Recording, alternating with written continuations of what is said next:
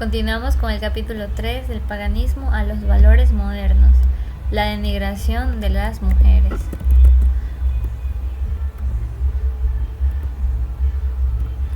La tragedia que trae consigo el feminismo contemporáneo, considerado por el cardenal Ratzinger como una de las grandes amenazas en contra de la Iglesia, surge de la falta de fe y la pérdida de sensibilidad ante lo sobrenatural. El feminismo es inconcebible en un mundo arraigado en los valores judeocristianos. Es en el Nuevo Testamento donde la plenitud de la gloria de la misión y la vocación femenina brilla en la persona de la Santísima Virgen María, quien aceptó convertirse en la Madre del Redentor, conservando su virginidad, como lo profetizó Isaías.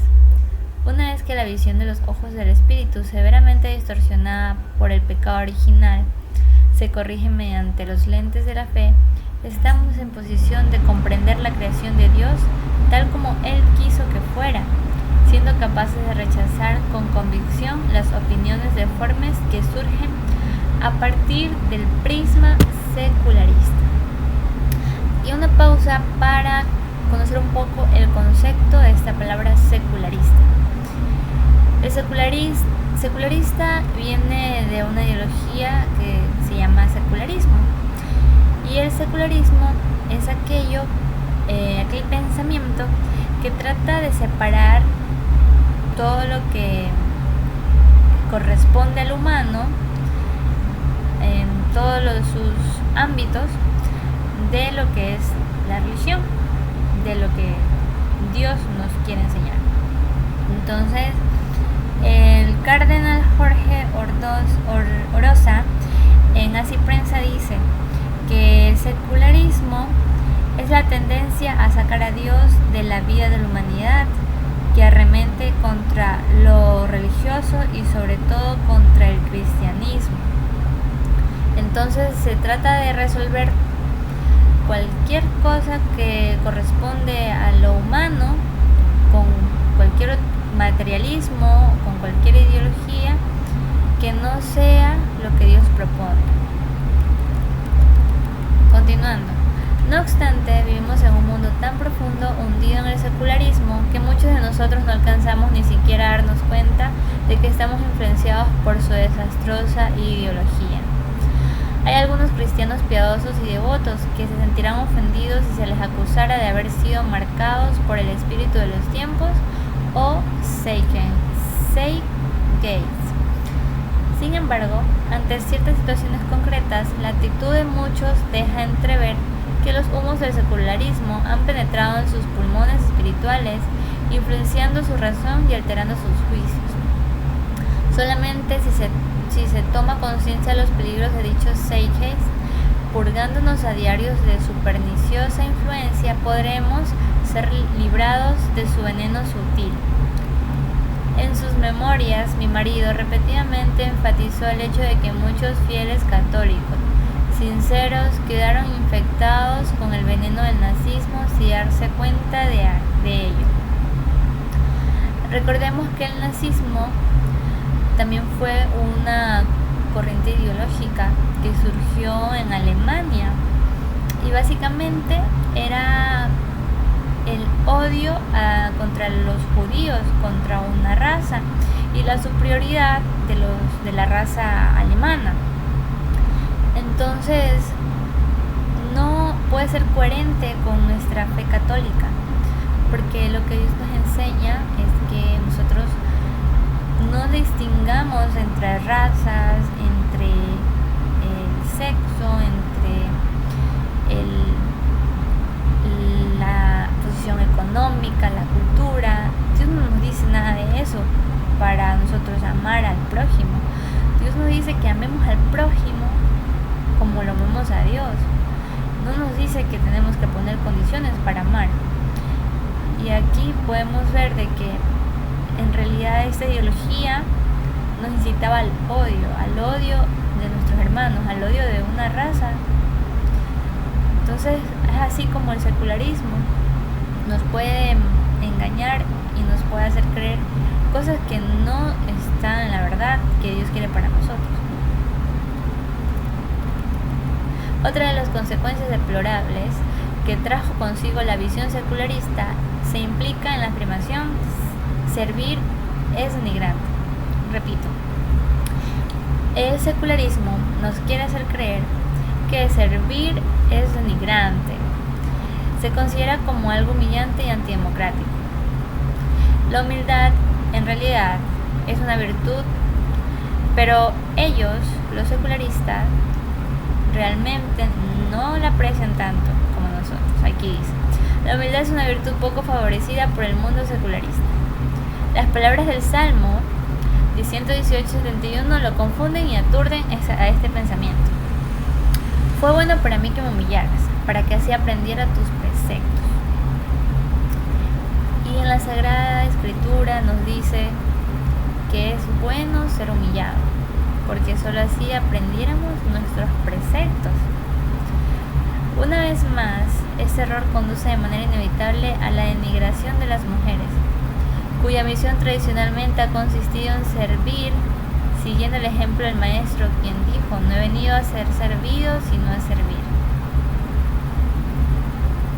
¿Cómo puede alguien meditar en estas palabras y llegar a la conclusión de que el servicio, sin una forma de amor, es denigrante? Gregorio VII introdujo el título más glorioso del Santo Padre, al designarlo como un servus servorum Dei, siervo de los siervos de Dios, pues el Papa recibe autoridad, no para su beneficio personal, sino para beneficiar a aquellos bajo su cuidado. Aquí podemos ver cómo Dios resalta aquella misión de la mujer, que es servir, y cómo el secularismo, en cambio, lo tacha de malo, lo tacha como que si fuera algún mal, algún castigo incluso por la mujer. Pero Dios realmente le ha dado este don de poder servir, porque lo hace con amor, así como Jesús vino a este mundo. Aquí mismo nos dice, Él nos decía: no vengo para que me sirvan, sino para yo servir. Y así fue como Él lo hizo durante toda su vida pública, que nosotros podemos conocer de Él. Y asimismo el Papa ha sido definido como aquella persona servidora de los siervos de Dios, porque Él, estando a la cabeza en este planeta Tierra, en el mundo, al estar en la cabeza de la iglesia, pues Él no es que está para un líder, como decir que da autoridad de mando, de tipo dictadura, no. Él camina con nosotros, incluso se hace siervo de nosotros, nos sirve a nosotros para llegar a Dios. Y más acá nos dice: hay de aquel pontífice que abuse de esa autoridad para holgar en el poder que se le ha concedido. Hay de aquel cuya ambición sea el leitmotiv de su ascenso al trono pontificio. Aquellos que son dignos de tal honor son aquellos que no lo buscan, que ni siquiera lo desean.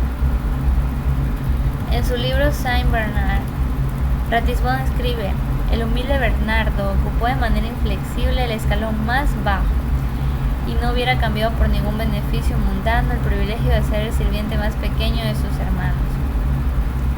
También algo muy importante de saber: la tradición nos dice de que la Virgen María, cuando concibió a Jesús en su vientre en el momento de la encarnación, pues ella no esperaba tan gran regalo de Dios, porque ella siempre soñaba, ella siempre imaginaba, le pedía a Dios de que ella pudiera ser la servidora de aquella mujer que llevara en su vientre a Jesús. María, sabiendo la profecía de que el Salvador vendría con ayuda de una mujer, pues ella decía: pues yo quiero servir a aquella mujer. Ella nunca se imaginó que ella sería esa mujer. Pero cuando ella recibió ese mensaje de que ella sería la madre de Salvador, quien llevara en su vientre y encarnara a Dios, nuestro Salvador, pues ella lo aceptó, y como decía aquí en el libro, pues aquellas que ni siquiera lo anhelaban, lo deseaban, aquellos son dignos de honor de Dios por su inmensa humildad. En cambio, más acá nos dice, la filosofía feminista de nuestros tiempos, al declarar la guerra a la femineidad, en realidad está declarando la guerra al cristianismo, pues en el plan divino ambos están íntimamente ligados. El gran aliado de las mujeres no es el socialismo, como lo creía Simón de Beauvoir, sino Cristo. La ideología moderna declara la guerra al Evangelio, que enseña la humildad, afirmando que todos aquellos que se humillen serán enaltecidos. Hasta aquí hay que resaltar de que nosotros los humanos pues muchas veces detestamos ser humillados, muchas veces no queremos que nos ofendan, que nos pongan en ridículo, nos duele mucho. Y la ideología secularista ha logrado meter en nuestras mentes de que nosotros no debemos de dejarnos humillar, que tenemos que vengarnos, que tenemos que buscar represalias contra aquella persona que nos ofende, cosas así. Y en Cristo, Dios, Él nos enseña algo totalmente diferente. Nos enseña a perdonar, nos enseña a tener misericordia, a amar al prójimo, porque todos en nuestra vida somos de fallar, somos de caer y de errar, pero Dios siempre nos enseña eso, de no a la venganza, no al odio, sino al amor y al perdón. Es más, no puede haber conciliación entre una ideología que vanagloria el poder y el éxito y otra en cuyo núcleo yace la demostración de que el camino hacia Dios pasa por la humilde aceptación de la propia imponencia, algo que me olvidaba de resaltar. En esta parte, última línea, dicen que aquellos que se humillen serán enaltecidos. En las apariciones de la Virgen de Lourdes, ella le decía a Santa Bernardita de que aquí en este mundo no iba a alcanzar aquella felicidad plena, de que la iban a juzgar mucho porque a veces no le creían muchas personas, incluso al principio su familia no le creía de aquellas visiones que ella tuvo con la Virgen, de aquellos encuentros. Entonces la Virgen María le decía que ella en este mundo no iba a tener, no iba a lograr alcanzar la gloria de Dios, no iba a poder disfrutarla, ¿no? Pero que tenga mucha esperanza, porque en realidad si en este mundo no iba a ser feliz, ella realmente iba a poder ser feliz plenamente en el cielo, cuando llegue a la eternidad celestial con Dios. Y eso es lo que yo quiero que ustedes también tengan en cuenta. Aquí en el planeta Tierra, en este mundo, nos humillarán. Quizás más tiempo hemos de pasar como que en esa batalla de lo que sentirnos ya ganadores de la batalla. Quizás en algunos momentos hemos de sentir esa felicidad, esa alegría de poder haber ayudado a alguien, de poder haber hecho que alguien encuentre a Dios, de poder encontrar que nuestra propia conversión o que alguien también se convierta. Pero serán pequeños momentos que Dios nos regala, y será realmente en el cielo en donde vamos a poder gozar de esa plenitud de la felicidad eternamente. O sea, no va a haber un momento en el que nosotros no vayamos a poder sentir esa felicidad, que nunca vamos a estar tristes en el cielo, porque Dios va a estar con nosotros ahí tan cerquita. Entonces, continuamos. Dios mío, ven en mi auxilio, Señor, date prisa en socorrerme. Tanto el Antiguo como el Nuevo Testamento, condenan el orgullo, la arrogancia, la altanería y la estupidez de aquellos que creen que no necesitan a Dios. El grito de todo cristiano hace eco de las palabras de San Pedro cuando se hundía en el mar de Galilea: ayúdame, Señor, que me muero. Y vemos como en lo más diminuto de nuestra humanidad, cuando tocamos fondo, nos vemos muy pero muy necesitadas de Dios. El cristianismo enseña que las construcciones materiales, la creación de computadoras, de bombas atómicas o de módulos de alunizaje son polvo y ceniza a los ojos de Dios. No seremos juzgados de acuerdo con nuestro desempeño en el mundo secular, sino de acuerdo a nuestra caridad y humildad. Es necesario recordar que el mundo perecerá por un fuego que destruirá todo a su paso.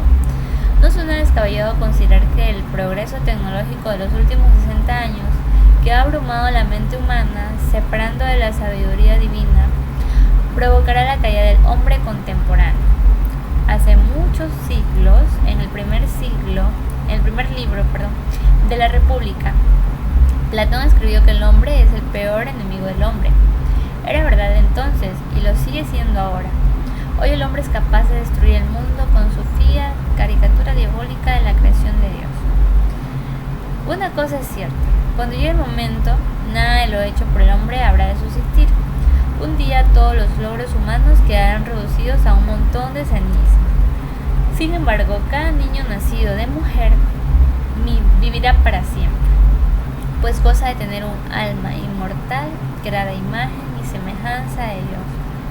Por siguiente, desde esa perspectiva, la afirmación de Boyer que las mujeres no producen nada es un absurdo cultural, pues las mujeres producen bastantísimo, maravillosamente, porque son aquellas que se dan para que Dios haga en ellas vidas nuevas, para que Dios las ponga bajo su cuidado, imagínense, durante 9 meses.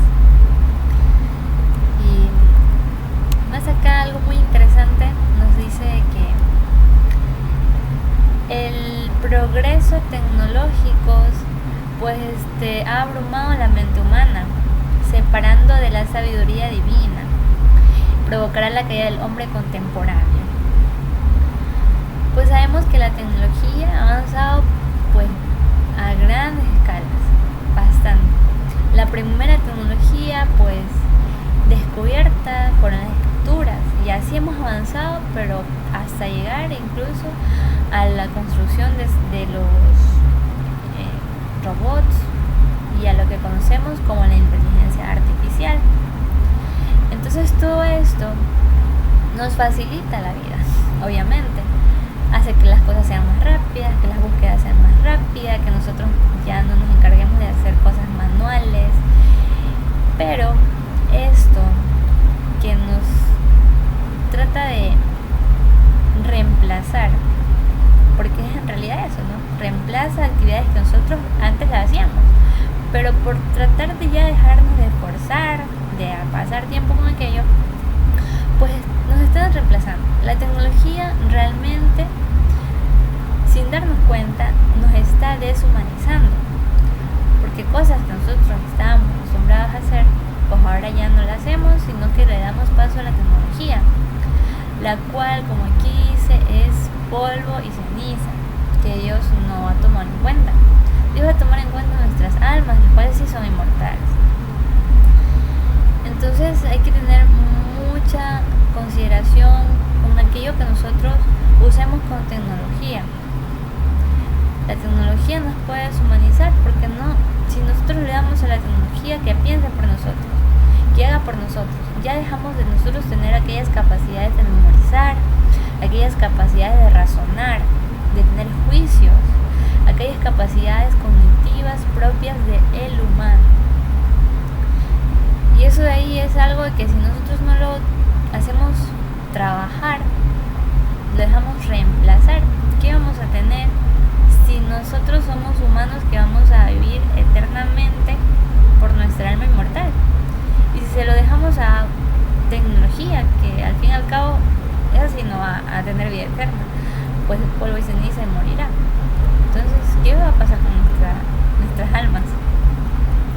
Eso es algo muy importante reflexionar y tener discernimiento cada vez que usemos estas energías y todo esto.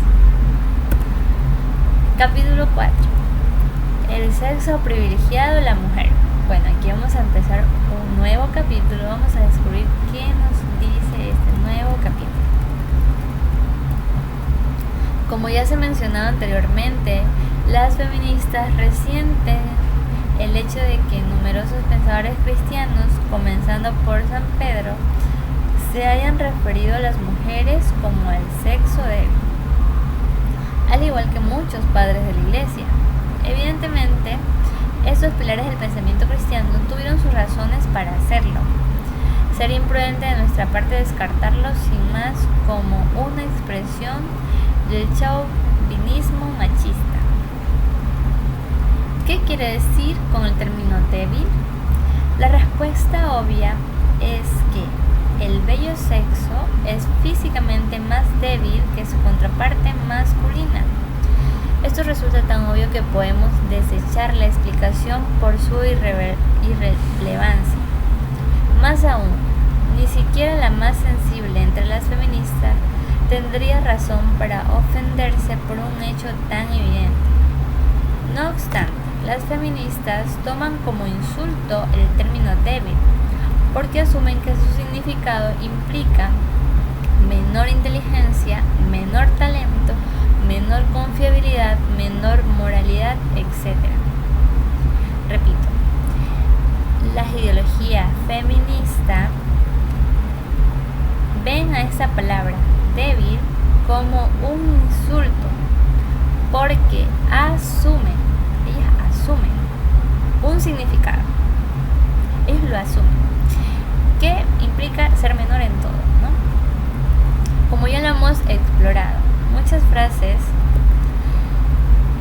de corte masculino apoyan esta tesis.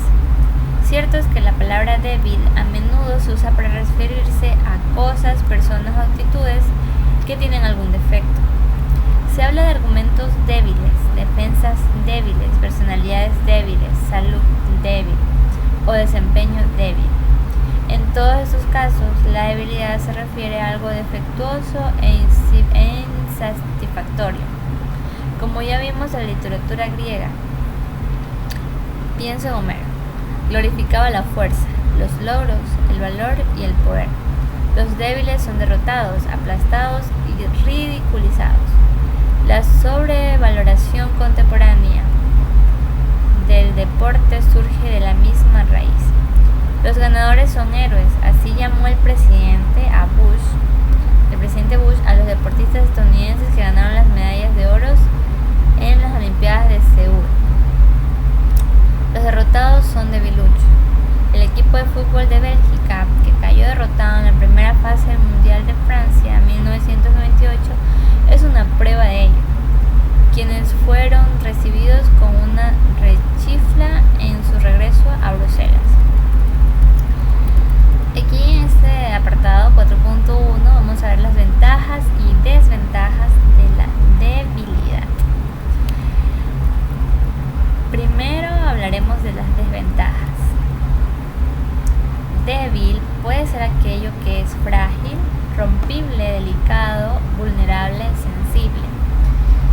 Las mujeres son más vulnerables que los hombres y esta vulnerabilidad puede dejarlas inermes y tornarlas irritables. Suelen ser menos capaces que los varones para defenderse a sí mismas.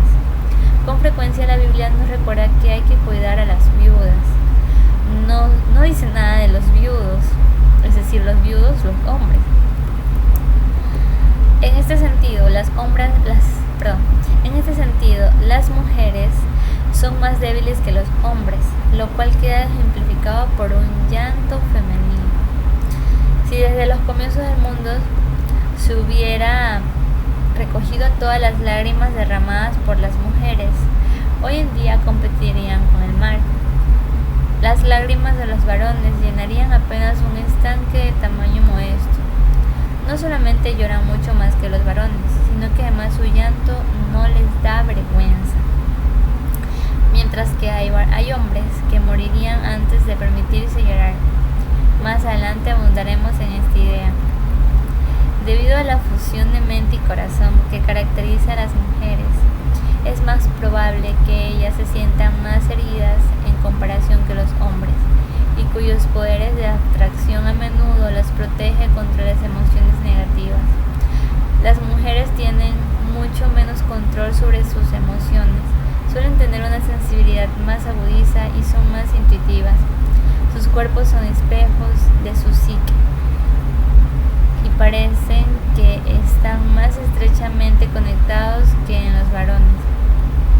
Cuando no está debidamente orientada, esta característica innata puede conducirlas a la seducción y a ciertas graves debilidades morales.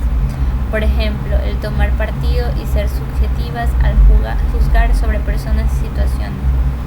La magia atrae a las mujeres mucho más que a los varones. Esto puede cobrar forma en el espiritismo, el tarot o la ouija. También en el arte de la adivinación hay más mujeres que varones.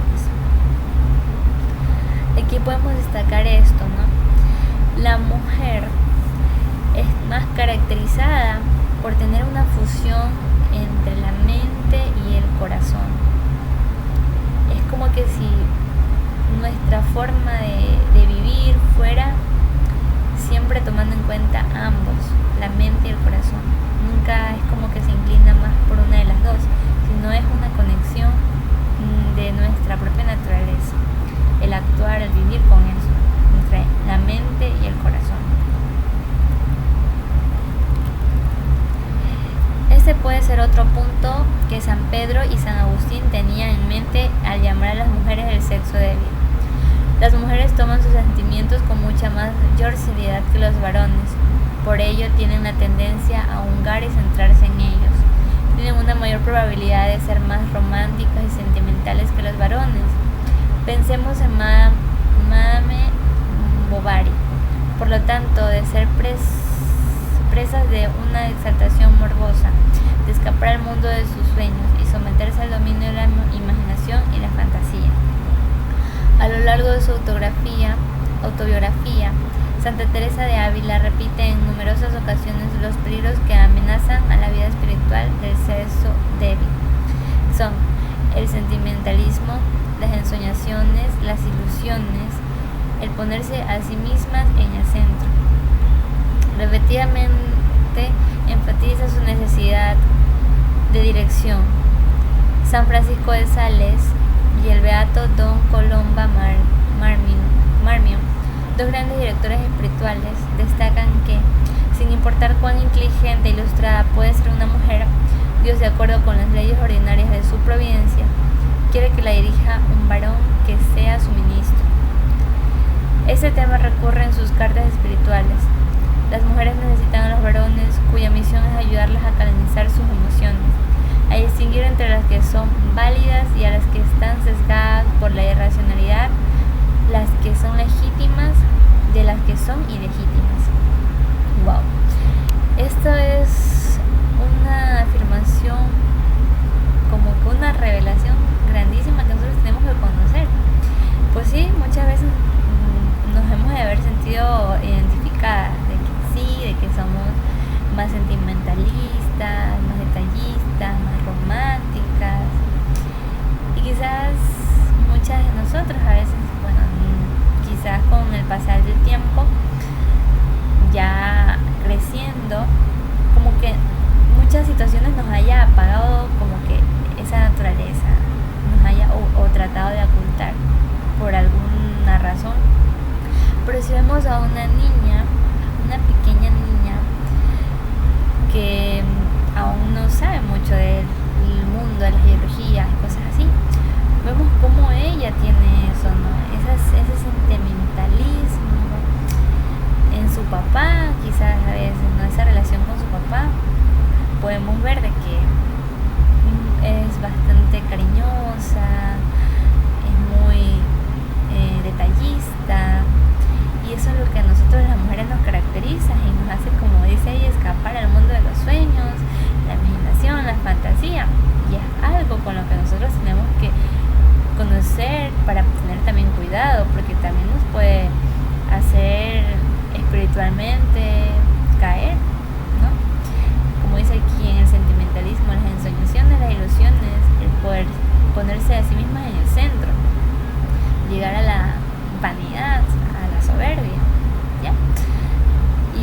dice aquí que Dios mismo dice que por nosotras tener aquellas características de que nosotros ser muy emocionales, necesitamos a alguien diferente a nosotros, que es el hombre, para que nos ayude a enfocarnos bien en lo que queremos, ¿no? Para que sea ese complemento, porque usualmente ellos, los hombres, no tienen eso, ¿no? Que nosotros, de ser emocionales, de que sentimos y un día estamos felices, el otro día estamos tristes, el otro día estamos enojadas y así. Usualmente el hombre no pasa eso, no es naturaleza del hombre que pase eso. Entonces las mujeres por eso las necesitamos a los hombres, para poder como que con la razón establecernos bien. Como decía, somos corazón y mente. En cambio el hombre es más enfocado en eso, no en la razón, en la mente. Entonces nos ayuda mucho a aterrizar, a no soñar como que demasiado cosas imposibles que nos pueden llevar a la perdición, por así decirlo. Entonces nos ayuda a poder establecer bien el camino correcto. Ya. No obstante, haciendo eco de San Pedro de Alcántara, Santa Teresa también escribe que las mujeres suelen recibir mayores gracias extraordinarias que los varones, pues son más receptivas a la voz de Dios y más particularmente aptas para entregarse heroicamente cuando su corazón queda purificado. Entre más privilegios gocen, más dirección necesitan. Santa Teresa tuvo la sabiduría de siempre recurrir a directores sabios y santos, quienes la ayudaron a discernir la validez de sus experiencias místicas. Aquí vemos un ejemplo de una santa, pues ella necesitó mucha ayuda, tenía muy cerca aquella voz de Dios, aquellas experiencias con Dios, pero necesitó de alguien, de un hombre, para que le ayude a discernir la validez, o sea, a saber bien que esto era de Dios.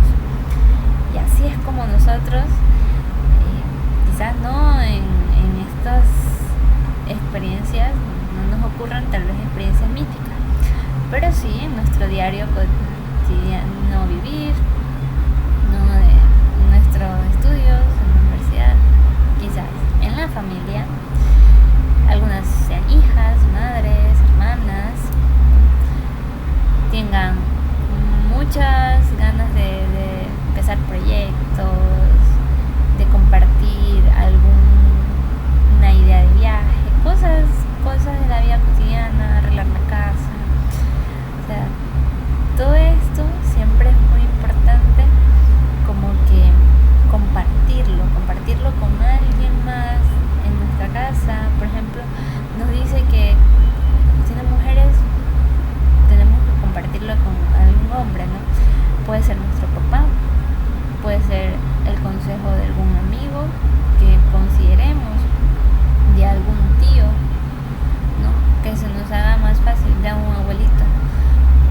Entonces ellos son como que los que nos ayudan a encaminarnos, porque usualmente nuestra mente de mujer pues se ilusiona mucho. Entonces es algo muy bonito, pues tener muchas ilusiones, muchos sueños, muchas emociones, pero también es muy bonito saber encaminarlas, porque vamos a tener muchas y quizás si nosotros y nos emocionamos a hacer todas, pues no vamos a salir bien, no vamos a alcanzar, o no vamos a alcanzar a lograr lo que queremos, de tantas cosas que queremos, y todas las hacemos, no vamos a alcanzar a lograrlas todas. Y por eso es muy importante que alguien nos ayude a proponernos bien,